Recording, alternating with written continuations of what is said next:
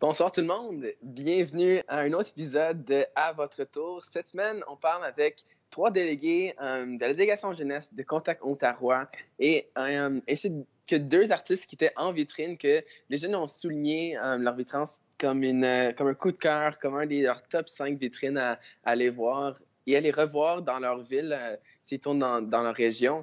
Donc, on parle aujourd'hui avec Joey Robin-Haché, avec Jesse Benjamin et on va parler avec eux à la fin de l'épisode. On va leur jaser de tout et de rien. On va parler de musique, on va parler de leurs chansons, on va montrer des extraits. On va essayer de les faire découvrir à tout le monde qui va nous regarder ce soir. Si vous êtes live avec nous, vous regardez en direct, n'hésitez pas à commenter dans la description. On va pouvoir vous suivre avec vous autres.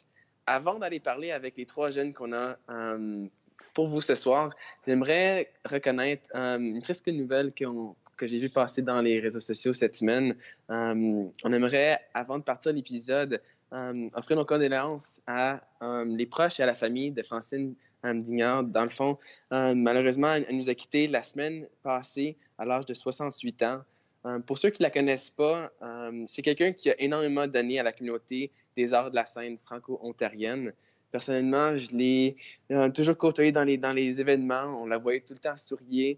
Elle était tout le temps capable de piquer des jasettes avec plein de personnes autour. Puis justement, la semaine dernière à Contact Ontario, on parlait je sais pas, des vitrines qu'on avait vues, puis elle n'arrêtait pas de me présenter son foulard franco-ontarien, ses mitaines franco-ontariennes qui ont été faites dans son coin, dans l'est de l'Ontario. Donc, pour ceux qui l'ont connue, pour ceux qui l'ont entendu des histoires parler d'elle dans les événements, on aimerait juste reconnaître et lui dire un beau merci pour ce qu'elle a fait pour l'art de la scène ici. Donc, on dit à Francine de reposer bien en paix. Je voulais reconnaître ça juste avant de partir là-bas. Il y a beaucoup de monde dans l'industrie qui la connaissait. Donc, merci beaucoup, Francine, d'avoir parti tellement une belle continuité dans les arts de la scène. Là, on peut parler avec trois jeunes qui ont fait partie de la délégation jeunesse. C'est des conseils scolaires qu'ils ont invités à faire partie des vitrines, de critiquer les shows qu'ils ont vus, de consulter à leurs animateurs culturels ou leurs enseignants quelles vitrines qu'ils ont aimées. On parle ce soir avec Kaisten, avec Zachary puis Sheldon. Salut tout le monde! Allô! Kaisten, peut-être juste pour commencer, parce que là, on est en quad vidéo, peut-être juste de nous dire un peu d'où tu viens, puis comment tu as trouvé ta semaine à Contact.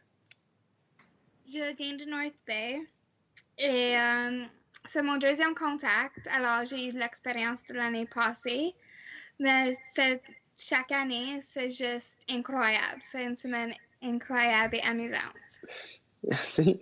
Sheldon, pour toi, ça a été ta première semaine. Est-ce que tu peux nous expliquer un peu qu'est-ce que tu as pensé, de quelle région tu viens, puis qu'est-ce que tu as pensé de juste Contact Ontario en général? Ben, je viens d'Ottawa, comme côté Orléans. Puis, Contact, c'était vraiment cool. Honnêtement, ça nous montre comment l'industrie de la musique fonctionne. Puis c'est incroyable, honnêtement, là. C'est super cool. Ouais, j'imagine, là, on peut aller voir Zachary qui vient de la même région. Zachary, est-ce que tu peux me parler un peu, pour toi, ça a été quoi Contact? Parce que là, on voit plein de guitares. Sheldon aussi est du côté de la musique. Zachary, comment tu as trouvé ça? Comme musicien, j'ai vraiment aimé pouvoir voir toutes les vitrines puis tout ce qui se passe dans le monde de la musique, parce que c'est quelque chose que peut-être éventuellement, moi aussi, je vais participer à Contact Ontario. Ouais. Et j'ai eu la chance de rencontrer plein d'artistes comme, que j'ai vraiment adoré. J'ai rencontré Mario de Pontix, puis j'ai rencontré Jesse Benjamin, puis c'était vraiment incroyable de vivre cette semaine. Nice. Kaisten, est-ce qu'on va parler un peu peut-être des coups de cœur qu'on a vécu cette semaine? Qu'est-ce qu'on avait peut-être découvert? Qu'est-ce qu'on a aimé? Est-ce que tu peux me parler un peu de la vitrine Vache de Musical? Et qu'est-ce que tu as pensé de cette vitrine-là? La vitrine de Vache était drôle. C'est le seul mot que je peux penser. Qu'est-ce qu'il y avait sur scène pour toi? Il y avait les acteurs qui venaient de partout en Ontario. comme Geneviève, une personne qui fait une voix de je pense, Disney. Oui. Et il aussi avait juste un peu de décor, mais c'était encore comme tout fait bien. C'était le début de la production parce que, évidemment, c'était une production qui est c'est un peu un clin d'œil. Elle va être présentée dans la fin de l'année 2020. Puis, la production, ça a été vraiment des rockstars qui souvent jouaient des musicals en anglais qu'on pouvait voir sur scène pour une première fois en français. Qu'est-ce que tu as trouvé de drôle de l'histoire? Qu'est-ce qui t'a rappelé peut-être de chez toi? La pièce est faite pour Castleman. Qu'est-ce qui te fait penser peut-être de chez toi à North Bay? Que presque tout le monde connaît tout le monde à North Bay. Ouais. C'est pas aussi petit que Castleman, Ouais. mais c'est une communauté. Oui.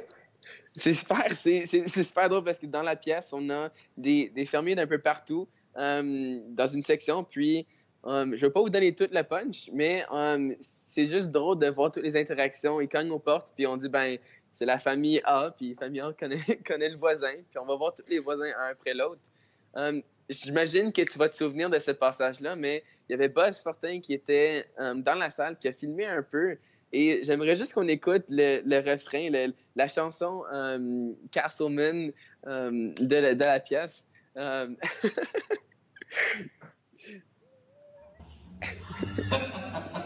Tu réfléchis trop. Ici, là, c'est juste Castleman. Castleman, oh Castleman. Ici, le trèfle pousse comme du blé, les vaches en poussent toute la journée. Castleman, oh Castleman. Y'a plein des champs pour s'évader. On fait des poches de TV, on est ben à Castleman.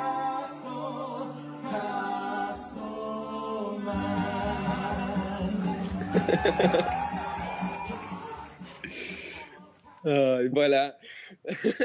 C'est la pièce qui va tourner littéralement, je pense, un peu partout en Ontario et qui va se promener un peu au Canada, dans les autres vitrines, dans les autres places qui peuvent se faire acheter comme pièces. Ils ont gagné, je pense, comme 4 à 5 prix pendant Contact Ontario. Christine, une dernière question pour toi. Comment ça a été la fin de cette vitrine-là quand ils ont fini l'extrait de pièces? Comment tu te souviens, comment est-ce qu'il était le public autour de toi? Tout le monde était debout et applaudissait. C'était juste tout le monde avait des grands sourires et encore riait. C'était excellent, c'était fou. Je pense qu'il y avait tellement un grand hype autour de cette pièce. Tout le monde, il savait que ça allait venir. Et quand on l'a vu sur scène pour une première fois, tout le monde, ils ont juste applaudi. C'était exactement et même un peu plus de ce qu'on voulait sur scène. Merci, Cassine, pour ces belles réponses. Dernièrement, c'est-tu un chien qui t'a mené? Hold up. On fait du live. Fait que du live, ça peut être très drôle. C'est un chien ou un chat? Ou un oreiller? C'est un chien! Okay, merci à vous deux. On peut passer à Sheldon. Sheldon, ça a été quoi ta participation à Contact Ontario? T'es venu à des vitrines? Tu es venu à d'autres choses? Je suis venu plus comme la salle ouverte, là, la salle de contact, quand on a rencontré tous les artistes. Là. Ouais. Ça, c'était comme super intéressant. Ils montraient toutes comme leur show, qu'est-ce qu'ils vendaient, puis c'était vraiment cool de les rencontrer, puis toutes ces affaires-là. C'est assez unique pour ceux qui n'ont peut-être pas le contexte. On fait des vitrines en soirée, puis là, le vendredi, samedi matin, on peut aller voir les bookers et ainsi de suite pour voir s'ils peuvent venir dans notre région, puis on parle de prix, de contrats, et ainsi de suite. Sur les vitrines que tu avais dans la journée, que tu étais dans la salle contact, qu'est-ce que tu as été voir peut-être en premier? Qu'est-ce que tu voulais rencontrer en personne? Parce que c'est la chance d'aller voir des artistes face à face, parce qu'ils sont là pour parler au monde. Fait que, tu un peu avec qui tu as jasé? Oh, j'ai jasé avec Dan Daniel Sauvé. Extérieur, là. Ouais, le règlement Le 17. Ouais, ouais. bassiste. Attends, règlement 17 ou extérieur? Oui, règlement 17, excuse-moi. Parce qu'extérieur, Excuse-moi. l'ancien joueur d'extérieur était là aussi, mais c'est pas le même, pas le même monde. Ouais, non, c'est pas le même gars. Ça, c'était. Il a des cheveux bleus, là. Puis il joue pour Rouge Pompier, mais bon, go for it. Ouais, ça c'était super cool. Juste lui rencontrer, j'écoute à sa musique comme tout le temps, là, puis comme c'était juste incroyable. Juste Dans- juste la façon qu'on a été le voir, c'était juste tellement cool. C'était juste une conversation, comme si on entre amis, là. Puis il est bon pour ça. Je me souviens, moi aussi, dans la première interaction avec Daniel Sauvé, il était. Je sais pas, je l'ai eu en entrevue en année 2019, puis il est excellent juste pour se jaser. Puis vu que, ben, tu peux parler un peu de toi, Sheldon. Qu'est-ce qui t'allume dans la musique pour toi? C'est quoi l'instrument que tu joues? C'est quoi qui t'allume? Ben, je joue de la batterie. Ça fait comme 2 ans à peu près que je joue sérieusement.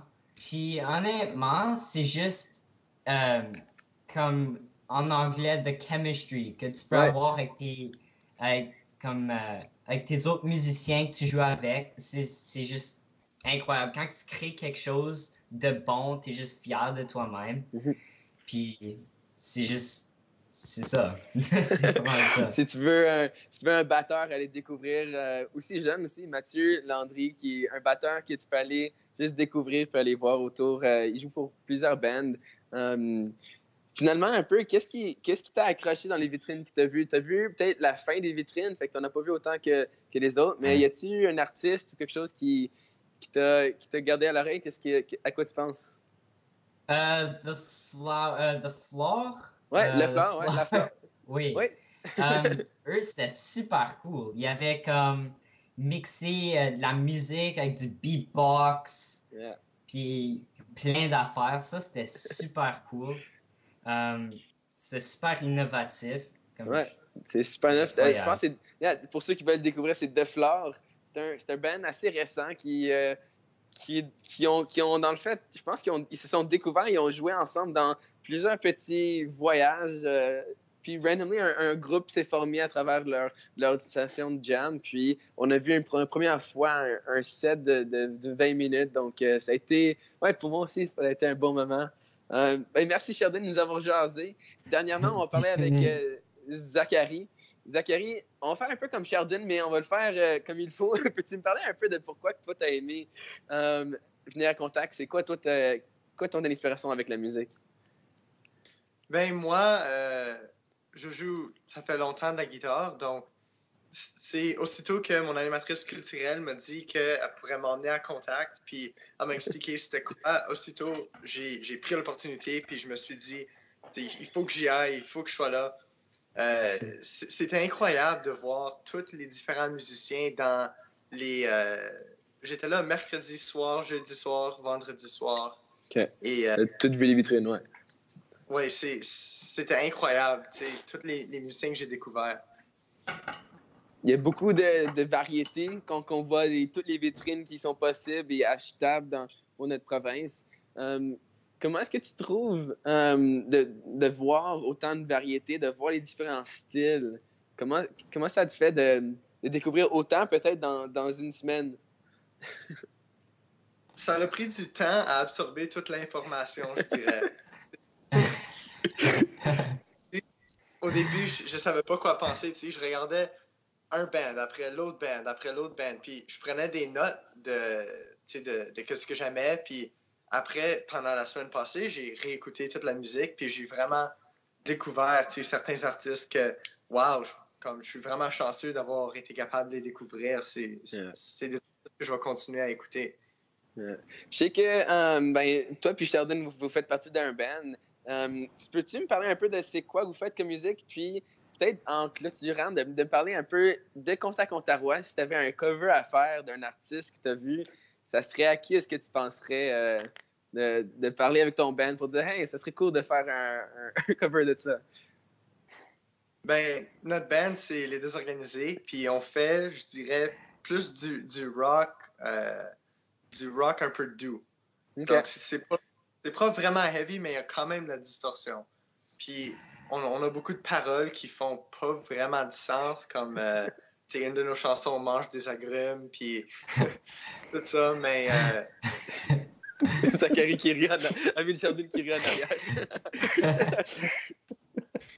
si je devais faire un cover ou le proposer au band, je pense que on essaierait peut-être de reprendre Top Shape, mon gars. Ouais, Juste nice. Top Shape.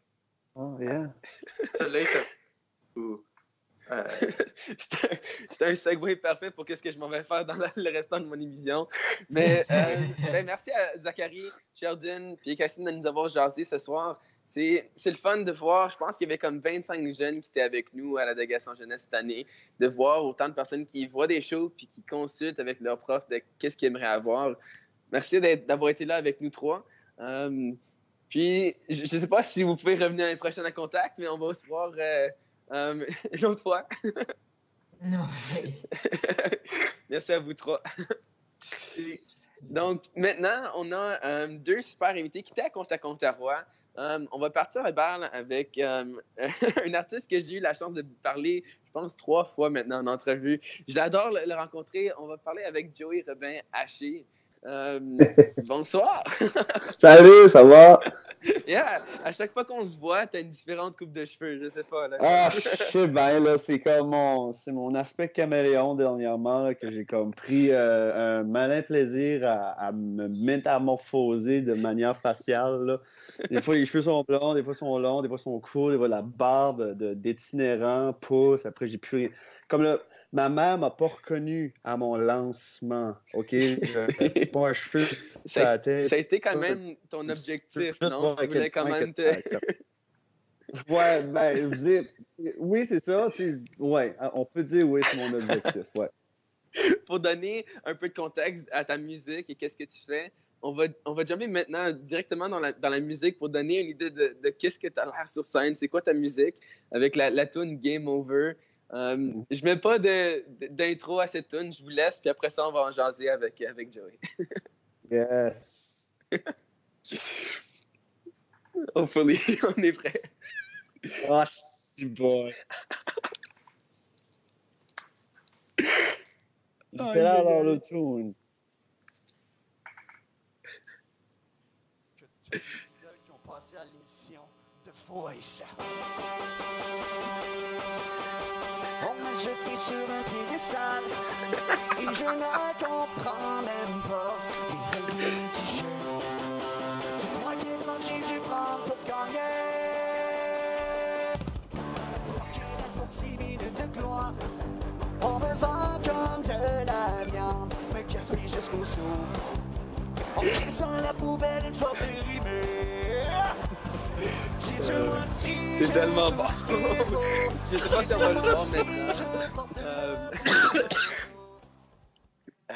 Mais dans le fond, éventuellement, dans la toune, tous les batteurs et toi, vous tournez en rond. Tellement une joke de l'industrie. Ouais. Peux-tu me donner un peu de contexte maintenant? Ah ouais, non, c'est juste, tu sais, la chanson Game Over, c'est un ramassis de tous les stéréotypes de la chanson pop contemporaine, tu sais, comme la chanson trop overproduced, avec comme des solos vraiment quétaines, des back vocals quétaines, l'autotune, des affaires, puis dans l'enregistrement, on l'aide, ben, il y a du glockenspiel aussi, juste pour acheter une couche de quétaine. Puis ça fait contrepoids, à vrai dire, parce que les paroles reflètent absolument pas la facture de la chanson du tout. C'est une critique contre le star system, puis un peu les méandres de l'industrie musicale. On parle des événements Contact comme Contact Ontario, puis c'est un excellent endroit pour découvrir des artistes, connaître qui travaillent dans la communauté artistique, puis de voir quel artiste franco-canadien roule aujourd'hui. Mais il y a quand même des choses qui se passent dans l'arrière-plan qui sont beaucoup reliées avec des affaires contractuelles. Je vise pas la voix, je vise pas Star Academy du tout. Cough. Wink. Mais il y a des affaires qui se passent, des histoires d'horreur que j'ai entendues des artistes qui ont été pris avec des contrats qui ne pouvaient pas se démêler, puis ils étaient pris sur les tablettes pendant des années. Puis c'est un peu c'est critique directe à tous ces événements-là. Puis où est-ce qu'on s'en va avec peut-être le restant de l'album? Parce que là, on vient de voir Joey avec des lumières fluorescentes, puis c'est pas, c'est pas nécessairement c'est juste ça que tu fais. Tu peux parler un peu de à quoi ressemble peut-être le restant de l'album. Peut-être avec Imbécile, on peut peut-être partir le bal. C'est juste une bonne un bon segue. 30, c'est un... Bon, je me dirige vers la chanson Imbécile. Ouais, 30, ça, c'est un ramassis de chansons qui a résulté à l'album 30 parce que c'était suite à une réflexion au niveau de ma santé médicale, psychologique, et puis de tout ce que je voulais revendiquer depuis tellement longtemps, qui a fait en sorte que je me dis, OK, là, je me botte le cul, puis je vais faire un album avec un ramassis de tunes, avec toutes sortes de styles, de genres différents que j'aime, puis que je veux jouer, puis je vais avoir du fun à jouer, puis que je vais avoir du fun à dire ce que j'aime. Puis ça fait en sorte qu'il y a Game Over dans l'album, mais aussi, tu sais, qui est beaucoup plus pop-rock. Puis là, on a la chanson Imbécile, qui est beaucoup plus surf-rock. Mais c'est un peu niais, un peu dans le style musical. Mais le sujet, c'est littéralement toutes les... moi, j'appelle ça des crimes sociaux.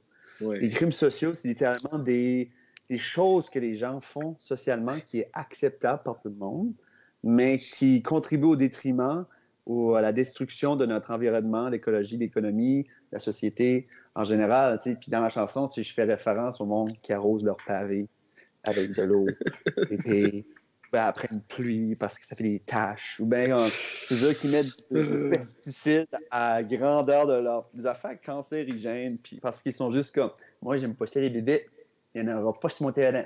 J'aime pas merde là-dessus, puis quand on contribue, j'aime pas la faune, j'aime pas la flore, la rouette. Moi, éradiquer tout ça. C'est déproportionné aujourd'hui. Fait que la chanson parle de ça en gros. Ça fait aussi beaucoup de bien d'écouter ça, de devoir aller dans la foule et en train de juste d'être sur les speakers. Puis, en tout cas, autre que la musique sur scène, c'est fou. Qu'est-ce que tu fais? Mais tu sais, comme je disais tantôt, j'ai écrit un album que j'avais envie de jouer. Tu sais, avant, je faisais beaucoup de folk rock ambiant, tu sais, beaucoup plus posé, beaucoup plus chansonné avec guitare acoustique. Mais j'ai toujours eu un passé punk, puis j'avais l'impression que je me mettais pas à 150% sur la scène avec les chansons que je faisais avant. Puis je dénie pas du tout les chansons que j'ai faites avant, mais j'ai l'impression que ceci embarque littéralement dans le personnage qui est Joey. Puis Joey, il y a beaucoup d'énergie, il y a des affaires à dire, puis des fois, ça fait mal, des fois, ça fait du bien. Ça dépend de quelle manière qu'on flotte dans un contresens, je sais pas, selon les gens qui vont écouter les chansons. Mais tu sais, sur la scène, comme tu dis, je me mets à table, je me mets comme tout cute comme ça dessus les moniteurs, en balayant mes pieds en arrière. Là, après, je fais du Cayenne, puis là, je tire mon câble de micro, puis j'essaie de grimper à travers des estrades, juste pour aller voir le monde puis parler. Il y a aussi l'aspect de vraiment impliquer le public au spectacle qui est vraiment intéressant, qui est quand même pas beaucoup exploité. On commence beaucoup plus à le faire dans les moments. Si je pense aux hôtesses d'Hilaire, je pense à Émile Bilodeau, Mehdi Cayenne, ils font tout ça. Fait qu'en même temps, ça me donne voyons, ça me pousse à faire un spectacle que j'ai envie vraiment de faire, puis d'impliquer les gens aussi. Je pense que vous faites partie peut-être une liste des techniciens qui font une petite parenthèse de watch out parce qu'ils doivent aller sur scène puis dérouler puis rerouler le fil pendant que vous allez dans la salle. Je l'avais pas dit pas en plus. Ce technicien-là, à la vitrine à contact, là, j'étais comme. J'ai juste parti sur un trip, j'ai fait OK, il y a assez de câbles à micro, je peux aller dans la salle. Le pauvre technicien en arrière qui déroulait oh my God, je l'ai remercié après. Il faut toujours remercier ces gens-là qui font en sorte que le spectacle soit vivant puis qu'il n'y a pas de fausses choses qui arrivent puis que tu t'en fâches face première à terre. Bon. Je pense que même si ton micro il dépluguerait, je pense que tu irais peut-être plus loin, puis tu accrocherais le monde pour qu'ils viennent plus proche, puis tu continuerais anyway. Après qu'on fait en Acadie, quand tu étais là pour la vitrine, là, ce qu'on vient toujours de voir en vidéo, là, il y a un bout dans la vitrine, mon micro a déplugué. Puis j'étais à 2 doigts de le lancer au bout de mes bras, puis de juste courir dans la coupole, puis juste crier comme un malade. Ben, pour vous donner une image, ça c'est Joey Roméager pour vous autres. Tout court, tout parfait. Joey, si tu avais à nous lancer quelque chose à aller découvrir de toi, où est-ce que tu nous enverrais? Sur YouTube pour écouter une musique, de Spotify, Facebook, qu'est-ce qu'on devrait découvrir? C'est sûr et certain que je suis quand même sur toutes les plateformes numériques. Donc, si vous voulez écouter l'album 30, c'est ça, il est disponible sur Apple, Deezer, Spotify. Sur YouTube, toutes mes chansons sont là aussi. Mais si vous êtes téméraire ou bien si vous êtes vraiment proche, à Cowansville, au Québec, le 7 février prochain, je fais la première partie de Guillaume Beauregard, qui est l'ex-chanteur des Vulgaires Machins. Ben, je pense pas que le groupe est défait, mais en tout cas, le chanteur des Vulgaires Machins, qui est un gros coup de cœur pour moi. J'ai écouté pendant toute mon adolescence, que j'étais un peu starstruck en le voyant. C'est à l'église Emmanuel à Cowansville. Si vous voulez voir le petit côté foufou, un petit peu foufou que dans je une fais. Église. Dans une église, ouais. Yes. On va faire amener des démons. C'est une Joey. Merci beaucoup, Joey, pour la belle discussion de ce soir. Ça fait plaisir, merci. Salut. Finalement, là, on vient de faire l'Ontario. On s'est promené dans le Nouveau-Brunswick. On s'en va un peu plus au nord à Montréal pour rencontrer Jesse Benjamin. Salut, Jesse. Allô. Hey, on a du son! Merci d'être avec nous autres. Ça me fait plaisir, je suis content d'être là. Comment ça s'est passé ton séjour à Ottawa pendant Contact? Comment ça a été de chez nous dans la capitale nationale? Beaucoup de plaisir. Pour vrai, c'était ma deuxième expérience de vitrine. Moi, j'ai été en Acadie, au Nouveau-Brunswick, justement, pour le Radar, pour la Franco-Fête, au mois de novembre. Puis Ottawa, Contact Ontario, c'était ma deuxième vitrine à vie. Fait que c'était comme tout nouveau, là. Fait qu'il y a plein d'affaires que comme j'ai découvert, puis en même temps, c'est ça, c'est comme si j'ai été capable d'avoir du fun, mais en même temps, il y avait plein de trucs qui me déstabilisaient, mais que je devais apprendre, puis j'étais très curieux de voir comment ça se passait. C'est tout un petit écosystème, là, ce genre d'événement-là. Fait que j'étais en train d'apprendre beaucoup, mais j'ai eu bien du fun. C'était nice. Ouais. Ben c'est ça la carrière aussi, c'est de devoir garder qu'est-ce qu'il y a autour, puis l'appliquer le plus vite possible.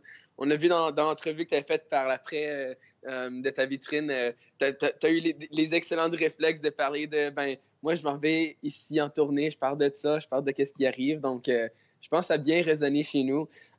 Est-ce que tu peux me parler un peu plus de peut-être ta musique pour ceux qui t'ont pas encore écouté, entendu? Ça ressemble à quoi? On va écouter un extrait par la suite, mais peux-tu me donner un peu un intro de qu'est-ce que tu fais? Ben, c'est ma musique. Ben, c'est plusieurs choses. C'est toujours très dur à définir pour l'artiste lui-même. C'est encore pire, je pense. Mais je pense que je fais de la pop soul un petit peu ludique. Une genre d'autodérision de moi-même puis de ce qui se passe. J'essaie dans les trucs du quotidien, de comme trouver les trucs qui sont peut-être lourds des fois puis les rendre plus légers. Là.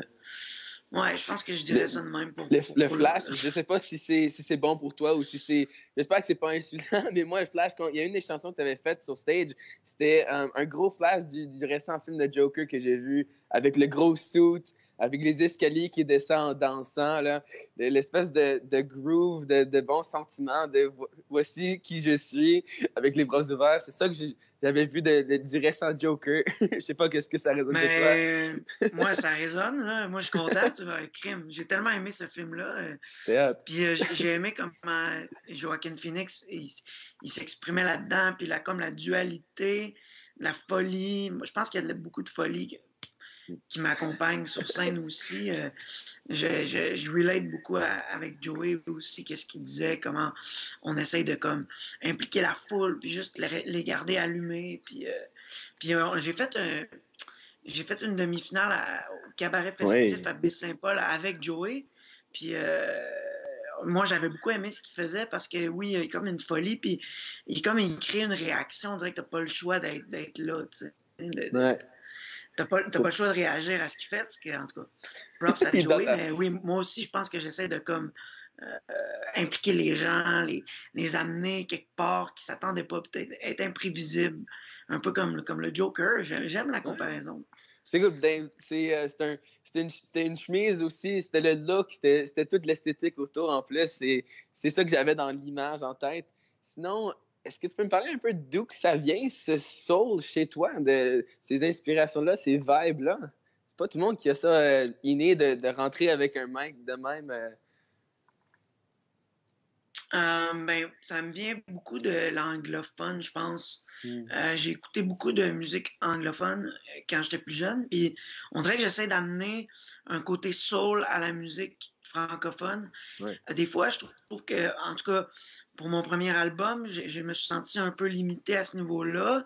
Puis là, je commence à explorer encore plus comme la façon qu'on dit les mots ou qu'on chante les mélodies.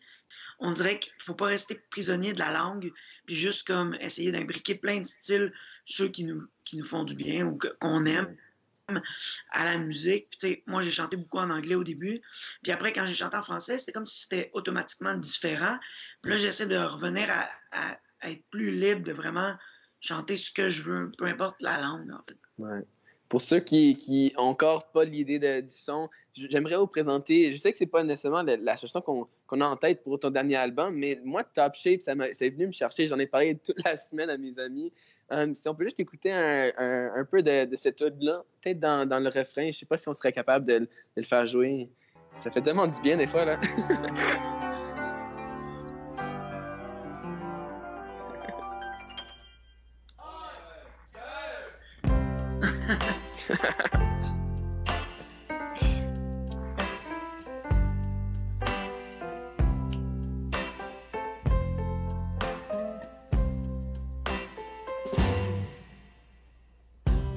Le matin, trop tard, je mets mon chandail sale, j'allume la radio, n'importe quel canal. Je suis ben paresseux, je cuisine ben flat, j'ai encore brûlé mes œufs aux tomates.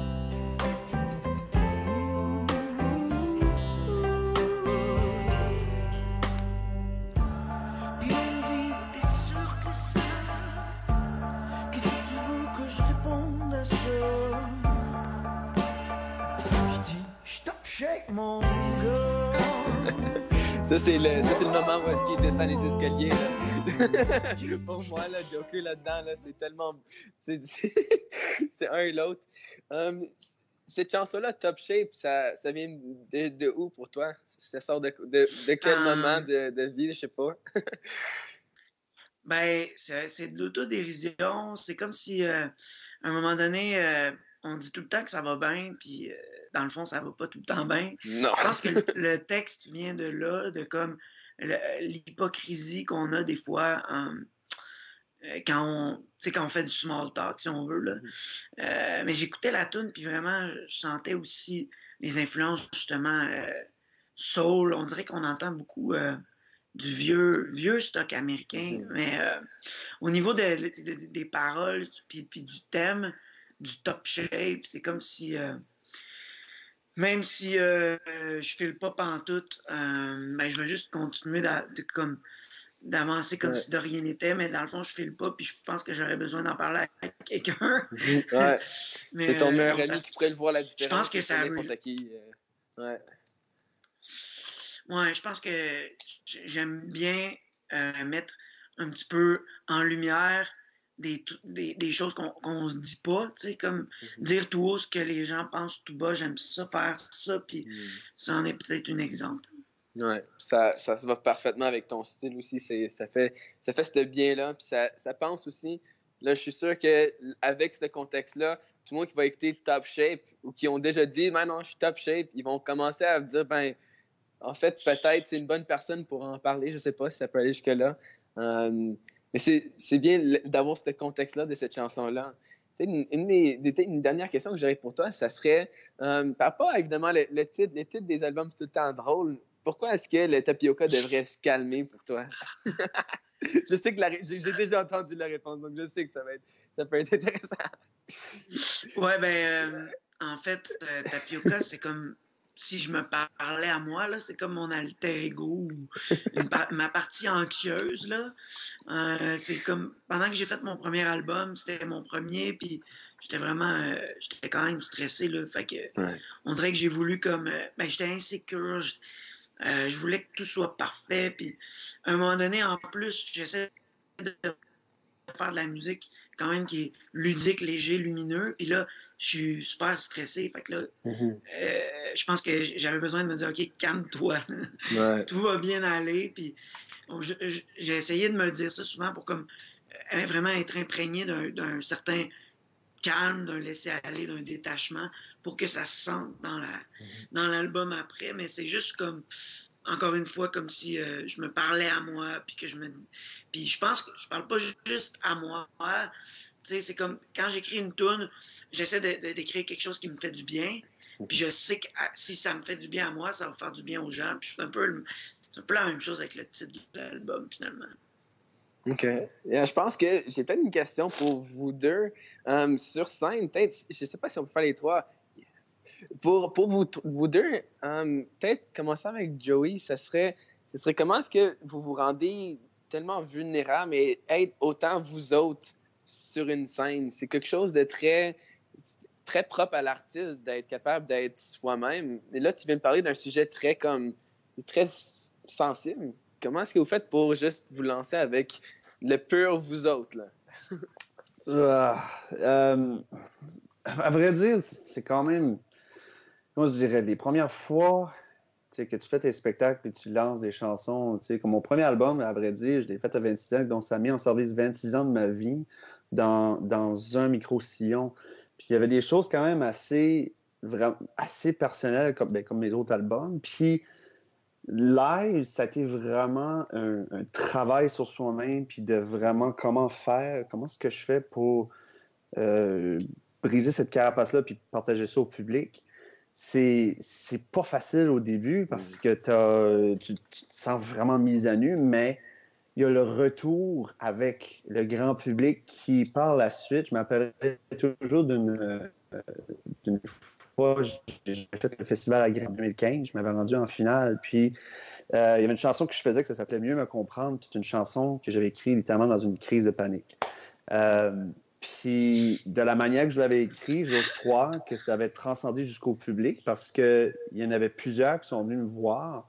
Puis, sans que j'expliquais trop la chanson live sur la scène, ils sont venus me voir puis ils ont dit « Gars, écoute, je vis avec des troubles comme ça, des troubles psychologiques. Puis c'est vraiment cool que tu en parles puis que tu le partages avec le public de manière poétique puis de manière musicale. Comme ça, je me sens beaucoup moins seul puis j'ai l'impression que je peux échanger avec du monde comme toi puis en conscientiser un plus. Puis c'est un peu ce que je fais aussi avec 30. Là, disons que, en tout cas, si on avait gardé ma pochette d'album, moi, tabassé, disons que l'approbation du public, c'est plus quelque chose que je cherche beaucoup, que je cherchais auparavant. T'es capable, ouais. Mais ce retour-là, restera avec le public, puis être fidèle à soi-même en excusant ses défauts comme si c'était des qualités. Parce qu'on est tous uniques, puis les défauts, c'est ça qui rend aussi les gens intéressants. Fait qu'il faudrait les présenter sur la scène. Fait que cette mise à nu-là, elle est super importante pour l'artiste, la démarche artistique, puis le partage avec les autres aussi. Pas évident, non? Puis, Jesse, toi aussi, tu as été finaliste chez le Festival de Granby. Est-ce que ça a été dans ces débuts-là ou est-ce que c'est plus maintenant que tu es capable de se mettre à nu comme ça et de dire voici c'est qui Jesse Benjamin? Mais je te dirais que c'est vraiment quelque chose qui est difficile. Là. C'est vraiment pas un gimme d'être vulnérable devant les gens. Moi, ça m'a tellement pris du temps. Puis encore aujourd'hui, ça un show, puis que si je suis pas à la bonne place, je vais un peu être une pilote automatique, tu sais, puis c'est pas ce qu'on veut quand on est sur scène. C'est pour ça qu'on essaie de comme se surprendre soi-même. Tu sais, je pense que je pense pas me tromper en disant que Joey aussi, c'est un gars qui essaie de se surprendre lui-même, en tout cas de se réinventer, puis de rester en dehors de sa zone de confort. Mais ouais, moi, je me rappelle que dans les premières années que j'étais sur scène, c'était pas nécessairement super le fun. Mais je savais que ça pouvait être le fun, mais j'avais encore de la difficulté à me laisser aller. Puis j'ai senti à un certain moment donné, un peu accablé en fait, que là j'ai commencé à faire une couple de shows, puis là j'ai comme, il y a toujours une certaine nervosité quand tu montes sur scène, mais à un moment donné, je faisais 2-3 paroles de la première chanson, puis tout de suite, OK, là, c'était correct. Puis ça embarque, il y a comme un genre d'instinct qui embarque, puis on est comme content d'être là. Ça m'a pris du temps d'être content d'être là, mais là, à cette heure, j'arrive assez facilement à ce niveau-là. Ouais. Non. C'est des discussions que j'adore parler de comment on peut être plus vulnérable. C'est qu'est-ce qu'il faut, parce que si tu arrêtes d'être vulnérable, ben oui, tu enlèves toute la peur, la honte que tu vas peut-être vivre, mais tu as aussi toute la joie, l'amour, tout le positif que tu peux vivre en étant vulnérable, tu l'as moins. Merci à vous deux d'être des super beaux, aussi des modèles pour évidemment n'importe qui va voir vos shows, de voici comment on peut être nous-mêmes. Peut-être pour Jessie, pour clôturer, yes! Pour clôturer, peut-être de nous parler un peu de qu'est-ce qui s'en vient pour toi. Je vais faire la question à Joey, je veux juste te donner la même opportunité. Je sais qu'il y a une belle tournée qui s'offre pour toi bientôt. Est-ce que tu peux nous en parler un peu? Oui, j'ai l'opportunité justement avec Graham B de partir en Europe avec Damien Robitaille. Yeah. Je pense qu'ils ont trouvé que c'était un match, moi et Damien. Fait qu'on s'en va en France, en Belgique, au mois de mars, avril. Puis il va y avoir des shows cet été, c'est sûr, ça reste à venir, puis à annoncer. On est encore en train de boucler tout ça, mais j'ai hâte de monter sur scène partout. Là. Ouais. Ben, bravo à vous deux. Merci Jessie de nous avoir parlé aussi ce soir. Je pense qu'on va pouvoir finir là-dessus. C'était une super belle soirée. Merci d'avoir connecté avec nous autres. Puis pour ceux qui étaient en ligne avec nous autres, allez découvrir des artistes qu'on vient de rencontrer. Puis on vous souhaite une bonne soirée et on va se voir la semaine prochaine pour un autre épisode. Salut!